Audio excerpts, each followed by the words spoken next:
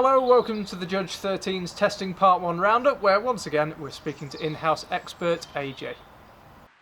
Evening AJ, there only seems to be one place we can possibly start, the wet weather testing. Can we call it weather? Good evening, Charlie. Fake wet weather testing. It seems to be the term of the moment. But at least it wasn't as bad as Jerez 2014. I was there about 8 o'clock in the morning when a tractor and a little mini Bowser decided to start ploughing around the circuit. And 35 minutes later, when it had gone all the way around, it was bone dry on the main straight. This time, they had 6 40-foot tankers pouring 250,000 litres through the night on the circuit. So it was wet at start of play. And a couple of issues the teams have got really. First one, they don't really want to smash a car up and then not be able to get a new part because they're constantly manufacturing new parts at this stage of the year. And also, we hear the tyres are going to change anyway at the Chinese Grand Prix in April. Well, yeah, the teams were reluctant to come out. Mercedes didn't turn up at all. Force India rocked up on intermediate tyres when it was pretty much bone dry. And, they've got some valuable data about how Inters work on a very, very dry 35-degree track. Most useful, I'm sure. And as you say, there are no spare wings. There's no spare anything at this time of year. Every part is a new component as the pace of development moves quite quickly. And Pirelli are bringing a new set of tyres in time for China, less than 2 months away. So going back to the dry running we've seen, how close are we to the predicted 5 to 6 seconds a lap improvement?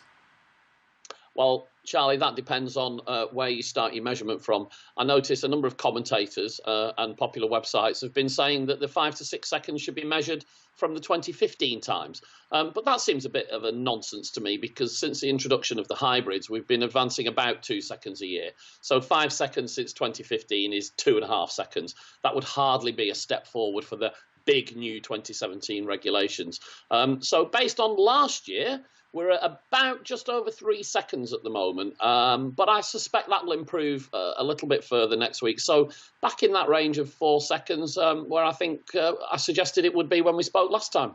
Well, that's what we pay you the big bucks for, AJ, those sort of predictions. But it is, and the Ferrari's on order. Might have to wait a little longer. But to the casual F1 fan like myself, it's not necessarily clear why we need faster cars. When you watch it on TV, when you see clips on the internet from testing, you can't visually see they're faster. Why do we need faster cars? Why is it important? You're right, Charlie, and the simple answer to that is because Bernie Ecclestone said this must be the case. Don't we need better racing rather than faster cars? Yeah, what we actually need is cars that can travel quite closely together. So everyone's obsessed with overtaking, which has brought us the whole DRS thing. But what we need is we need the battles like we saw in Bahrain 2 years ago with Nico and Lewis, hammer and tongues at it, or back in Malaysia, Malaysia, when we had the Mark Webber, Sebastian Vettel lap after lap. Battle. That's what we need, cars to be able to travel closely. If the car overtake, it doesn't matter, but that's exciting racing. And the bad news for us is I'm afraid that the drivers are saying this week that the cars are more difficult to follow, and that's going to be a feature that will not change throughout the year. But we do hear encouraging signs from Ross Brawn that this is something he'd like to tackle. Yes, Ross has said he wants to get rid of DRS, but only if he can recreate the opportunity for overtaking. And that's going to require quite a significant rule change again, which is very unlikely to happen for 2018 because we're literally weeks away from agreeing the regulations for 2018. And there's nothing like that in the pipeline at the moment.